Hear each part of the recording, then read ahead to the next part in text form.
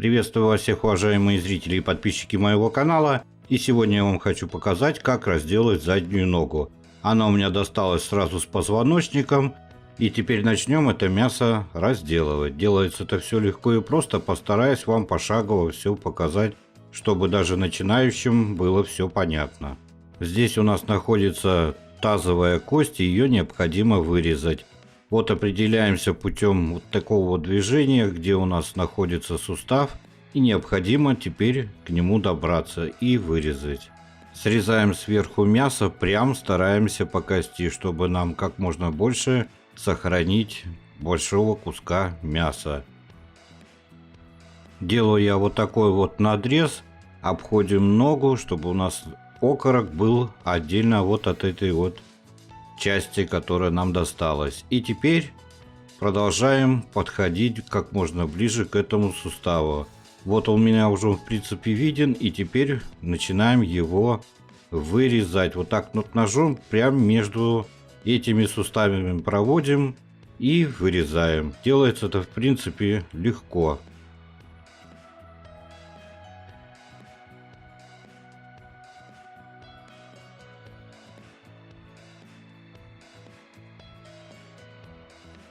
Ну вот мы в принципе ногу и отсоединили от тазовой кости и позвоночника. Отрубил я уже вот эту вот часть, она нам пригодится для супа. Теперь вот эта вот часть у меня осталась, тут тоже часть позвоночника находится. Необходимо ее отрубить. Здесь очень много мяса, и нам оно, конечно же, нужно. Вот таким вот топориком я обрубаю вот эту вот конечную часть. И теперь ножом отрезаем вот этот вот кусок. Можно, в принципе, его запечь в духовке. Вот эти вот небольшие кусочки можно переработать на фарш. Но у меня тут сидит товарищ, который постоянно бросит кусочек мяса.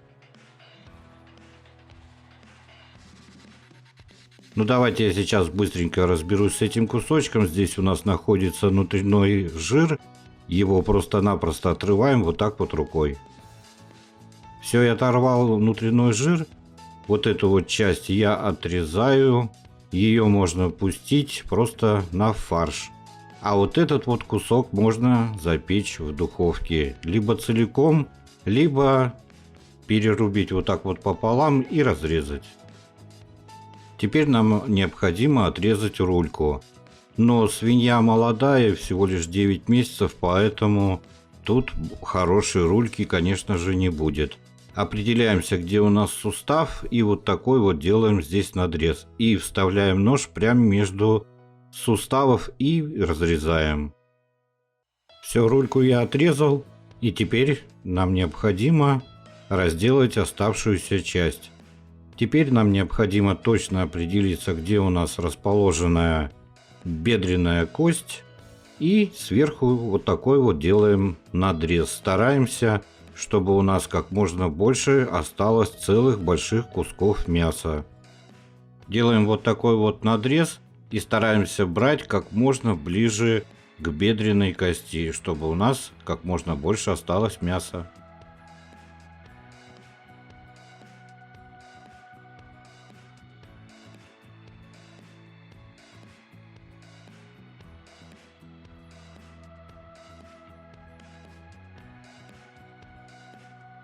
Ну вот, мы подходим к завершению. Кость мы вырезали бедренную. Ее можно использовать как для супа. Если у вас есть собака, можно отдать собаке. И теперь продолжаем разделывать наш окорок. Вот здесь вот сверху у нас находится так называемая шапочка. Ее необходимо срезать. Но так как у меня свинья молодая, ее практически нет, я просто снимаю здесь шкуру. Вот так вот прям ведем вдоль мяса и срезаем вот эту вот шкуру прям с салом. И отрезаем ее. Она нам просто-напросто не нужна. Я ее потом сварю и отдам собаке. И теперь вот здесь вот есть разделительная такая вот пленка. И прям по ней ведем ножом и отрезаем вот этот вот кусок мяса. Прям мякоть. Мякоть эту можно использовать потом будет при приготовлении гуляша или других каких-то блюд на ваше усмотрение. Также вот здесь вот я срезаю вот эту вот часть, тоже вместе со шкуркой, с салом.